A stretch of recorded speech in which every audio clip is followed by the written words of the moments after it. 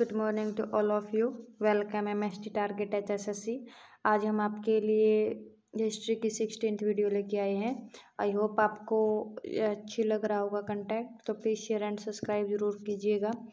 तो हम थोड़ा सा देख लेते हैं कि कल हमने क्या किया था। कल जो है हमने 12 मार्च 1930 को 78 लोगों के साथ मिलकर पैदल यात्रा की थी गांधी जी ने। ये जो यात्रा है 340 किलोमीटर की थी और ये 24 दिन में हुई थी। 6 अप्रैल 1930 को नमक कानून तोड़ा था गांधी जी ने, और सविनय अवज्ञा आंदोलन जो असहयोग आंदोलन जैसा ही था वो शुरू किया था। जो PM थे मैकडोनाल्ड, और जो इरविन जो समझौता हुआ था महात्मा गांधी और के बीच में, इरविन समझौते के अंदर जो पहला गोलमेज सम्मेलन हुआ था 1930 के अंदर, उसके अंदर कांग्रेस ने भाग नहीं लिया था, यानी महात्मा गांधी नहीं आए थे। तो जो पहला गोलमेज सम्मेलन था उसमें हिंदुओं ने, मुसलमानों, दलित और अन्य ने भाग लिया था, महात्मा गांधी उसके अंदर नहीं आए थे। और ये जो इरविन समझौता है 5 मार्च 1931 को हुआ था।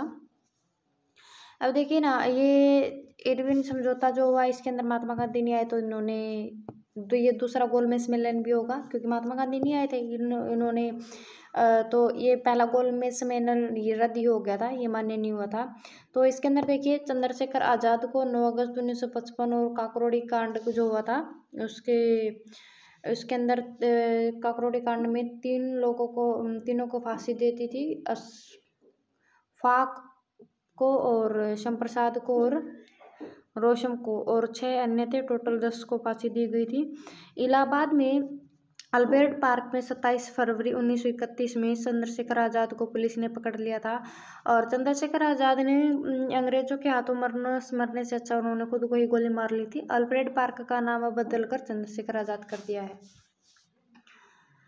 जो पहला गोलमेज सम्मेलन था वो 1930 में हुआ था। गांधी इरविन समझौता 5 अप्रैल 1931 को। नमक बनाओ, शांतिपूर्वक आंदोलन करो, कर्मचारी जो है जॉब वापस दो और अरेस्ट लोगों को रिहा करो जो क्रांतिकारी थे। 23 मार्च 1931 को भगत सिंह, सुखदेव, राजगुरु और को लाहौर की जेल में फांसी दे दी गई थी। अगर गांधी जी चाहते तो इनको बचा सकते थे, लेकिन गांधी जी ने ऐसा नहीं किया। अब देखिए, जो पहला गोलमेज सम्मेलन हुआ था उसके अंदर गांधी जी तो आए नहीं।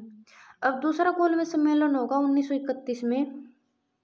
इसके अंदर किस किस ने भाग लिया? इसके अंदर भाग लिया मुस्लिम लीग ने, दलित समुदाय ने, और कांग्रेस से महात्मा गांधी ने, और जो दलित समुदाय से थे वहाँ से BR अम्बेडकर ने, जो पृथक चुनाव से 31 सीटें थी इन्होंने भाग लिया था।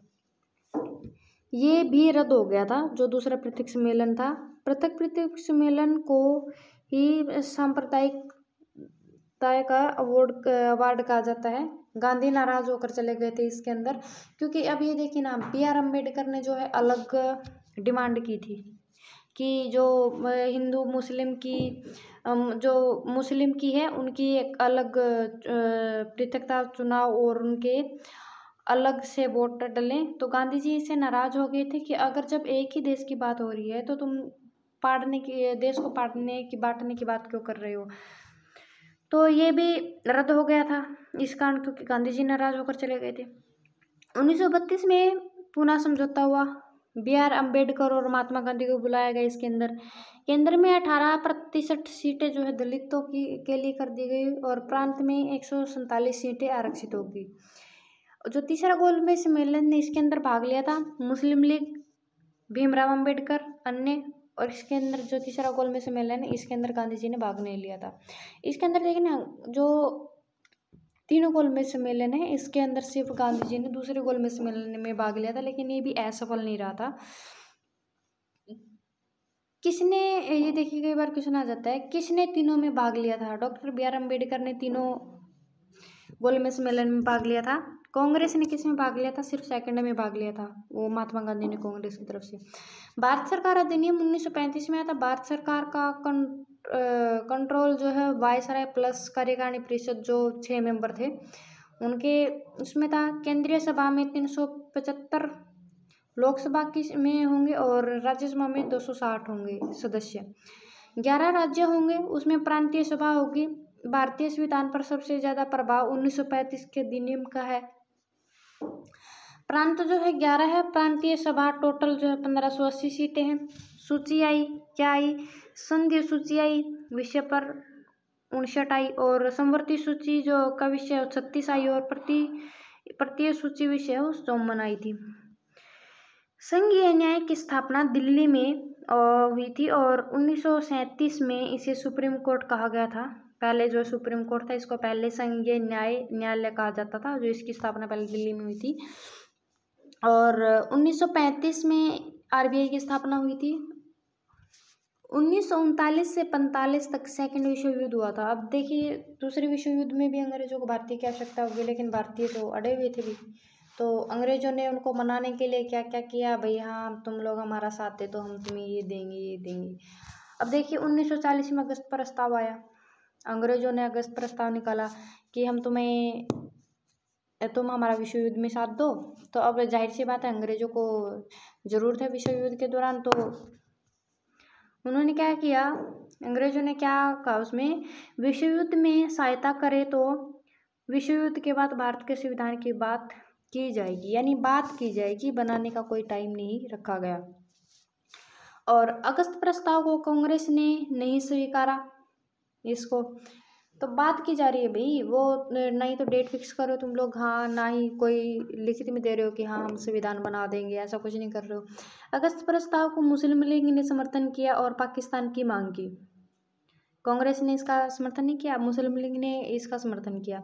तो 1942 में क्रिप्स मिशन निकाला अंग्रेजों ने कि हाँ अगस्त प्रस्ताव से तो इंडियंस नहीं मान रहे, तो क्या पता विश्व युद्ध में 1942 में क्रिप्स मिशन में इन्होंने कुछ और बढ़ा के दिया कि हाँ भारतीयों को लालच दिया जाए। तो अब आइए देखते हैं क्रिप्स मिशन में इन्होंने क्या दिया था। ब्रिटिश सरकार चाहती है कि अब भारतीयों के राज्यों को उत्तरदायी व स्वतंत्र सरकार मिलेगी और संविधान सभा का गठन होगा। भारतीय होंगे लोग जो विश्व युद्ध के बाद। और क्रिप्स मिशन को अगली डेट तक चेक महात्मा गांधी ने कहा था, और क्रिप्स मिशन भी ठुकरा दिया था इन लोगों ने। अगस्त 1942 में भारतीय छोड़ो आंदोलन शुरू हुआ था। करो या मरो का नारा महात्मा गांधी ने दिया था। अंग्रेजों भारत छोड़ो इसका नारा भी महात्मा गांधी ने दिया था। सरकारी दफ्तर तोड़े गए थे, रेलवे ट्रैक तोड़े गए थे, हिंसा हुई थी, 1 लाख लोगों को गिरफ्तार कर लिया गया था। अंग्रेजों ने दमन करने के लिए लाठीचार्ज कैद किया, जो 1944 में आंदोलन बंद कर दिया गया था। अब आज़ाद हिंद फौज INA, इसके अंदर 90,000 भारतीय सिपाही होंगे। कैप्टन मोहम्मद सिंह जो है इनको अरेस्ट कर लिया गया था, और इसके साथ में रास बिहारी बोस है, इनको भी अरेस्ट कर लिया गया था। टोक्यो जापान में पड़ता है में आज़ाद हिंद फौज बनाई थी 1942 में। तो इसके अंदर भारतीय सिपाही जो थे इन्होंने ये फौज बनाई थी। अब 1943 में सिंगापुर पहुंची सुभाष चंद्र बोस, इन्होंने इस फौज को पुनर्निर्माण किया था। और 1944 में सुभाष चंद्र बोस ने अंडमान निकोबार को जीता और नाम दिया स्वराज व शहीद। 1944 में पूर्वोत्तर में कब्जा किया गया था। अगस्त 1945 में अमेरिका ने जापान पर बम फेंक दिया था। 1945 में जहाज क्रैश हो गया था, और जून 1945 में वेवेल योजना आई थी, यानी शिमला सम्मेलन हुआ था। वायसराय की कार्यकारिणी परिषद में 14 सदस्य होंगे महात्मा गांधी, जो इसमें 7 हिंदू और 7 मुस्लिम होंगे। जो मुस्लिमों की तरफ से वो कर रहे थे मोहम्मद अली थे, और हिंदुओं की तरफ से महात्मा गांधी थे, लेकिन इसको मोहम्मद अली जिन्ना ने अस्वीकार कर दिया था। मुस्लिम लीग के इन्होंने की थी कि इसके अंदर महात्मा गांधी तो मान गए थे, लेकिन मोहम्मद अली जिन्ना नहीं माने थे, ये भी ऐसा बोल रहा था। ब्रिटिश जो PM है क्लीमेंटर एटली थे। 1946 में कैबिनेट मिशन आया था।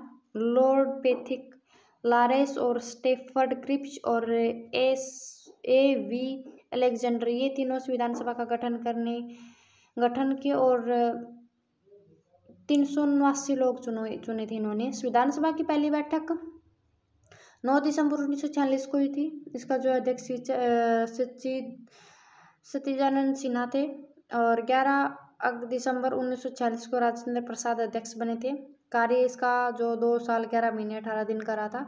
1947 में माउंट बेट योजना आई थी और 14 और 15 अगस्त को 14 को पाकिस्तान और 15 को इंडिया बना था।